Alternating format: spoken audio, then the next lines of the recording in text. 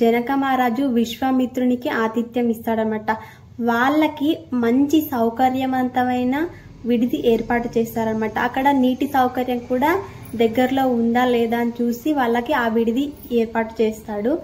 తరువాత ఆ తెల్లవారుజామున జనక మహారాజు నిండు సభలో అక్కడ విశ్వామిత్రుడు ఈ విధంగా అంటాడనమాట.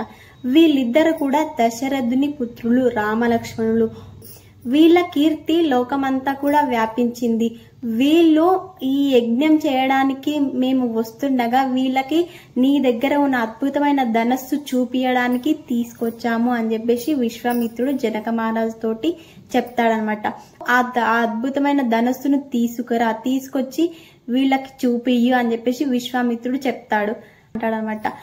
ఆ ధనస్సు తీసుకొచ్చే సమయంలో ఆ ధనస్సు గురించి జనక మహారాజు విశ్వామిత్రునికి చెప్తాడనమాట. మా వంశంలో 6వ చక్రవర్తి అయిన దేవరాతుడు ఆయనకి లభించిన ధనస్సు ఇది. దక్షుడు అరుద్రయాగం చేస్తాడనమాట. అక్కడికి రుద్రుణ్ణి కాదని దేవతలందరూ కూడా వెళ్తారనమాట. వెళ్తే అప్పుడు దేవతల నాశనానికై ఈ ధనస్సును చేతపట్టి ఆ దేవతలను నాశనం చేయడానికి ఎక్కువ పెడతాడనమాట. అప్పుడు దేవతలందరూ కూడా శివుని పాదాల మీద పడతారనమాట. మాకు రక్షకుడు అయినా శిక్షకుడు అయినా నువ్వే మమ్మల్ని కాపాడు అని చెప్పేసి ఆయన పాదాల మీదనే పడ. శివుడు దయా సముద్రుడు కాబట్టి అప్పుడు ఆ శివధనస్సుని, ఈ ధనస్సు నా చేతిలో ఉన్నంత వరకు మీ నాశనానికే ఉపయోగపడుతుంది, ఈ ధనస్సు మీరే తీసుకోండి అని చెప్పేసి ఆ ధనస్సుని దేవతలకు ఇస్తాడనమాట. ఆ దేవతలు ఎంతో వాళ్ళ దగ్గరనే ఆ శివధనస్సుని పెట్టి పూజిస్తారనమాట. తరువాత తన యజ్ఞాలతో దేవతలను సంతృప్తి చెందినందుకు దేవతలందరూ కూడా శివుని అనుమతితోటి ఆ శివధనుస్సుని మా వంశపు చక్రవర్తి అయిన దేవరాతునికి ఈ శివధనుస్సు ఇస్తాడనమాట. ఈ శివధనుస్సు మా వంశంలోకి ఆ విధంగా వచ్చింది.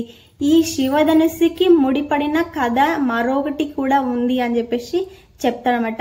యజ్ఞం చేయడానికి జనక మహారాజు పొలం దున్నుతూ ఉండగా ఆ పొలంలో నుండి ఉద్భవించింది, నాకు ఒక దివ్యమైన స్త్రీ ఉద్భవించింది. ఆమె అయోనిజ. ఆమె భూమిలో నుండి ఆమెంతల ఆమె వెలువడింది నన్ను అనుగ్రహించడానికి. ఆమె దివ్యమైన స్త్రీ. ఆమె ఎవరు అంటే ఆ నాగేటి చాలును దొరికింది కాబట్టి ఆమె పేరు సీత అని నేను పెట్టుకున్నాను అని చెప్పి. సీతమ్మ గర్భవాసం చేయదన్నమాట. గర్భవాసం చేయకుండా ఆమెంతల ఆమె భూమి నుండి ఉద్భవించబడుతుంది కాబట్టి ఆమె అయోనిజ, సాక్షాత్ పరదేవత అని చెప్పేసి జనక మహారాజు చెప్తాడనమాట. ఈ పరదేవతమైన దివ్యమైన స్త్రీకి నేను వీరశుల్క అని పెట్టుకున్నాను. ఈ దివ్యమైన స్త్రీని ఎవరైతే తన పరాక్రమంతో ఈ శివధనుస్సును ఎక్కువ పెడతారో వాళ్ళకే ఇచ్చి వివాహం చేస్తాను. వివాహం చేసుకోవడానికి ఈ శివధనుస్సును ఎక్కువ పెట్టడానికి చాలా దేశాల రాజులు కూడా వచ్చి ఎవ్వరు కూడా దాన్ని కదల్చలేరు అని చెప్పేసి చెప్తారనమాట.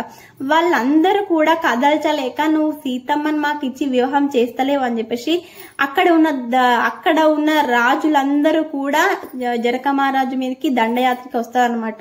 జనక మహారాజు యోగ ముద్రలోకి వెళ్లి దేవతల సహాయం కోరుతాడనమాట. తన దగ్గర ఉన్న సైన్యాన్ని, ఏనుగులను అందరినీ యుద్ధం చేయడానికి పంపిస్తారనమాట. దేవతల సహాయంతో వీళ్ళందరినీ కూడా ఎదుర్కొన్నాను అని చెప్పేసి ఎవరైతే ఈ శివధనుస్సుని ఎక్కువ పెడతారో వాళ్ళకే తమని ఇచ్చి వివాహం చేస్తాను అని చెప్పేసి చెప్తాడనమాట.